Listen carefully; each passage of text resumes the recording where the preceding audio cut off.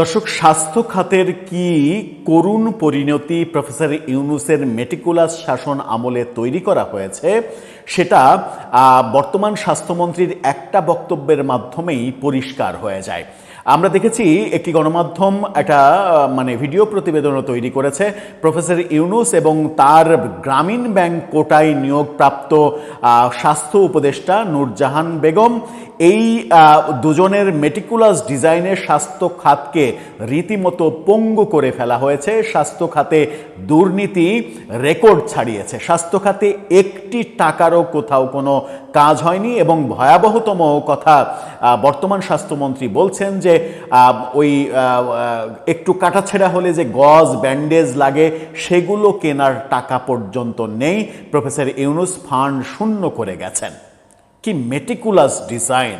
এই মেটিকুলাস ডিজাইনে 1.5 বছরের জায়গায় যদি তিনি 10 বছর থাকতেন তাহলে কি দেশটাকেও বিক্রি করে দিতেন পাকিস্তানের কাছে কিংবা আমেরিকার কাছে? চলুন একটু জেনে দেখি স্বাস্থ্য খাত নিয়ে কি বলছেন স্বাস্থ্যমন্ত্রী এবং প্রফেসর ইউনূসের স্বাস্থ্য খাত নিয়ে 1.5 বছরের স্বাস্থ্য খাত নিয়ে কি খবর হলো গণমাধ্যমে। থাকবেন পলিটিক্স টিভির নিয়মিত আয়োজনে।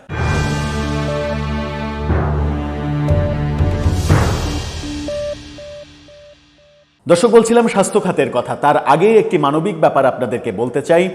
নতুন একটি YouTube channel food for all, সবার জন্য খাদ্য, যারা অসহায় দুস্থ, যাদের খাবার কেনার মতো সামর্থ্য খুবই কম, তাদের পাশে এক মুঠো খাবার নিয়ে দাঁড়াতে চেষ্টা করছে প্রতিনিয়ত। ডেসক্রিপশন বক্সে লিঙ্ক দেওয়া থাকবে। ফুড ফর অল এই চ্যানেলটি সাবস্ক্রাইব করে তাদেরকে অনুপ্রেরণা দেবেন, তাদের পাশে থাকবেন।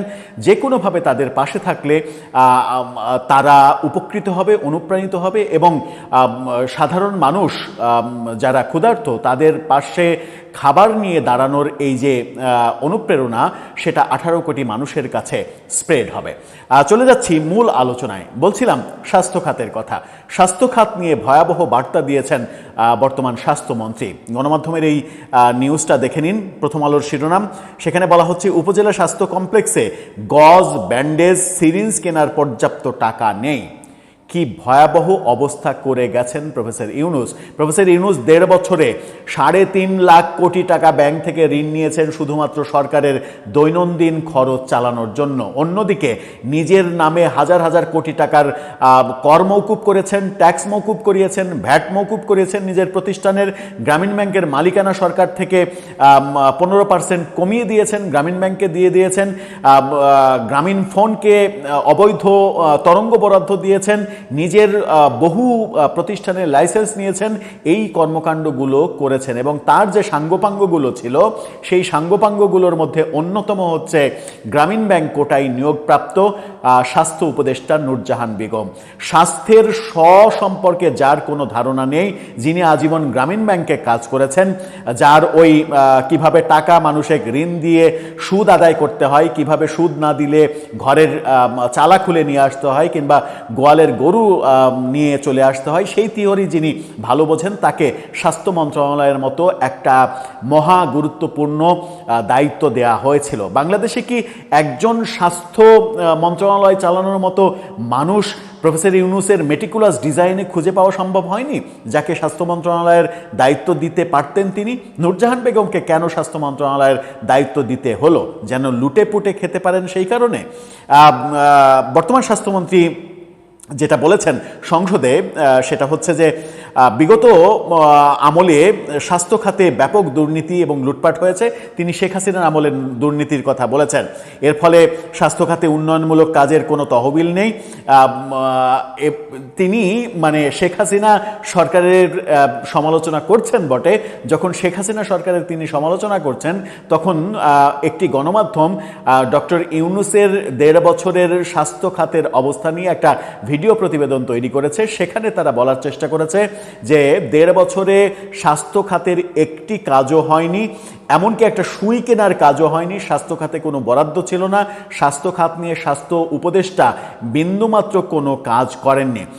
শেখ হাসিনার সরকারকে যখন সর্দার সাখাওয়াত হোসেন বকুল দায়ী করছেন, তখন তিনি টেকনিক্যালি প্রফেসর ইউনূসের আমলটা একটু স্কিপ করে গেছেন বলেই এটা তার রাজনৈতিক মানে ভাষ্য, রাজনৈতিক বক্তব্য। কারণ আগের সরকারকে কিংবা বিরোধী সরকারকে বিভিন্ন কথার মার প্যাচে ডোমিনেট করতে পারলেই তো একটা রাজনৈতিক সরকারের বাহবা কুড়ানোর একটা ব্যাপার থাকে, সেটাই হয়তো তিনি কুড়াতে চেয়েছেন, যে কারণে তিনি বলছেন যে গজ, ব্যান্ডেজ, সিরিজ কেনার মতো পর্যাপ্ত টাকা নেই। অথচ আমরা জানি যে প্রফেসর ইউনূসের আমলে বাংলাদেশের অর্থনৈতিক অবস্থা সব থেকে নাজুক হয়েছে, যে নাজুক অবস্থায় বিলিয়ন বিলিয়ন ঋণ নেওয়ার ব্যাপার দেখেছি আমরা, বিদেশি ঋণ, এবং অভ্যন্তরীণ ঋণ 3.5 লাখ কোটি টাকা নিয়েছেন 1.5 বছরে, যেটা শেখ হাসিনার 11 বছরে, সর্বশেষ 11 বছরে গড়ে প্রতি বছরে 1 লাখ কোটি টাকাও ঋণ নেওয়ার ঘটনা আমরা দেখিনি, যেখানে প্রফেসর ইউনূস 1.5 বছরে 3.5 লাখ কোটি টাকা ঋণ নিয়েছেন। জাতীয় সংসদে একটা প্রশ্নের উত্তর কিংবা নোটিশের জবাবে তিনি এই কথা বলেন। তিনি মানে একটি হাসপাতাল, গাইবান্ধার গোবিন্দগঞ্জের হাসপাতালে 100 শয্যায় উন্নীতকরণে স্বাস্থ্য পরিবার মন্ত্রণালয়ের মনোযোগ আকর্ষণ করেন। জবাবে সর্দার সাখাওয়াত হোসেন বকুল বলেন, বিগত সরকারের আমলে যে লুটপাট স্বাস্থ্য খাতে হয়েছে, যে ধরনের অব্যবস্থাপনা হয়েছে, তাতে কোথাও চলমান প্রকল্পের উন্নয়নমূলক কাজ হয়নি। 250 শয্যার হাসপাতালগুলো নিয়েও তিনি কথা বলেছেন। এই যে বর্তমান স্বাস্থ্যমন্ত্রী স্কিপ করলেন, 1.5 বছরকে স্কিপ করলেন, এবং শেখ হাসিনা সরকারের তো অনেক ভুল ত্রুটি রয়েছে, অনেক অপরাধ রয়েছে, স্বাস্থ্য খাতে অনেক দুর্নীতি হয়েছে, কিন্তু শেখ হাসিনা সরকারের আমলে স্বাস্থ্য খাতে কাজও যে হয়েছে, ব্যাপক উন্নতিও যে হয়েছে, সেটা বোধহয় তিনি কৌশলে এড়িয়ে গেলেন। যেমন কৌশলে এড়িয়ে যাওয়া হয়, আমরা শেখ হাসিনাকে একদিকে যেমন ফ্যাসিস্ট বলছি, ফ্যাসিস্ট বলাটা যেমন বেশিরভাগ ক্ষেত্রেই হয়তো ঠিক আছে, দুর্নীতিবাজ বলাটা বেশিরভাগ ক্ষেত্রেই হয়তো ঠিক আছে, কিন্তু আবার তার যে উন্নয়নমূলক কর্মকাণ্ড, সেগুলো কিন্তু আমি চাইলেই অস্বীকার করতে পারি না, চাইলেই পদ্মা সেতুর কৃতিত্ব অস্বীকার করতে পারি না, metro rail, elevated expressway, Karnaphuli tunnel সহ বিভিন্ন যে বিমানবন্দরের 3rd টার্মিনাল সহ বাংলাদেশে যে ব্যাপক পরিবর্তন হয়েছে এবং ঢাকা শহরটাই যে পাল্টে গেছে, সেই ব্যাপারটা আমি চাইলেই কিন্তু অস্বীকার করতে পারি না। হ্যাঁ, এগুলো করতে গিয়ে দুর্নীতি হয়েছে, সেগুলো বলতে পারি, কিন্তু ঢালাওভাবে ওই অভিযোগটা করতে পারি না যে শেখ হাসিনা আমলে কোনো উন্নয়নই হয়নি। শেখ হাসিনার আমলে দুর্নীতি যেমন হয়েছে, চুরি যেমন হয়েছে, শেখ হাসিনার সব থেকে বড় অপরাধ হচ্ছে 14, 18, 24 3টা পরপর বিতর্কিত নির্বাচন করা। মূলত তার সরকারের পতন হয়েছে এই 3টা বিতর্কিত নির্বাচন করার জন্য। তাছাড়া কিন্তু তাদের সরকারের উন্নয়ন কর্মকাণ্ড নিয়ে তেমন কোনো প্রশ্ন ছিল না। উন্নয়ন কর্মকাণ্ড করতে গেলে মন্ত্রীরা টাকা মারবে, দুর্নীতি করবে, টাকা পাচার করবে, এটা বাংলাদেশের নিত্যনৈমিত্তিক ব্যাপার। এই ধারা থেকে বাংলাদেশের কোনো সরকার মুক্ত হয়নি।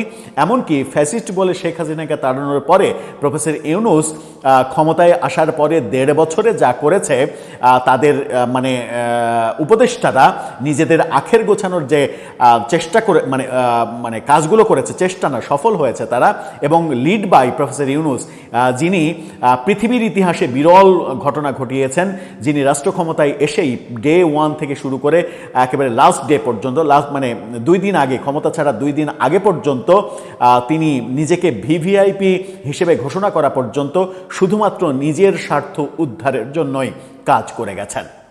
প্রফেসর ইউনূসের আমলে স্বাস্থ্য খাতে বিন্দুমাত্র কোনো কাজ করা হয়নি, এবং এই প্রফেসর ইউনূসের আমলের ব্যর্থ এবং অযোগ্য উপদেষ্টাদের মধ্যে আমার মনে হয় যে সব থেকে বেশি ক্রেডিট পাবেন ব্যর্থতার দিক থেকে এই নূরজাহান বেগম, যাকে তিনি গ্রামীণ ব্যাংক কোটায় উপদেষ্টা বানিয়েছিলেন। যদিও সাংবাদিক খালেদ মহিউদ্দিন একটা শোতে মন্তব্য করেছিলেন যে প্রফেসর ইউনূস সরকারের সব থেকে অযোগ্য এবং সব থেকে ভুল নির্বাচনটা প্রফেসর ইউনূসের ওই পদটাতেই স্বয়ং, অর্থাৎ প্রফেসর ইউনূসই সব থেকে মানে কি বলবো যে ভুল নির্বাচন, তাকে এই সরকারের সব থেকে অযোগ্যতম ব্যক্তির নাম হচ্ছে প্রফেসর ইউনূস, যার সরকার চালানোর বিন্দুমাত্র অভিজ্ঞতা নেই।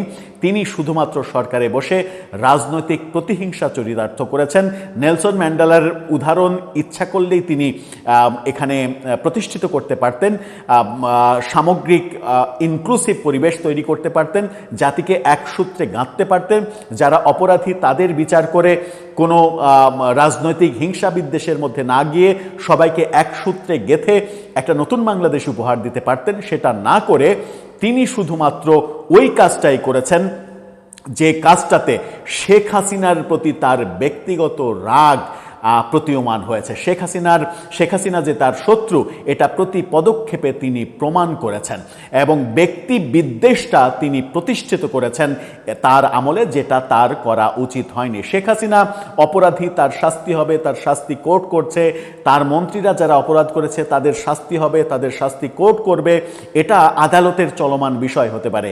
কিন্তু তিনি যে উদাহরণটা তৈরি করেছেন রাজনৈতিক প্রতিহিংসার, পরবর্তীতে এই ধারা যদি অব্যাহত থাকে তাহলে বাংলাদেশ থেকে রাজনীতির নামে প্রতিহিংসার রাজনীতি জীবনেও দূর করা সম্ভব হবে না। দর্শক, আপনার মন্তব্য এ ব্যাপারে জানিয়ে লিখতে পারেন আমাদের কমেন্ট বক্সে।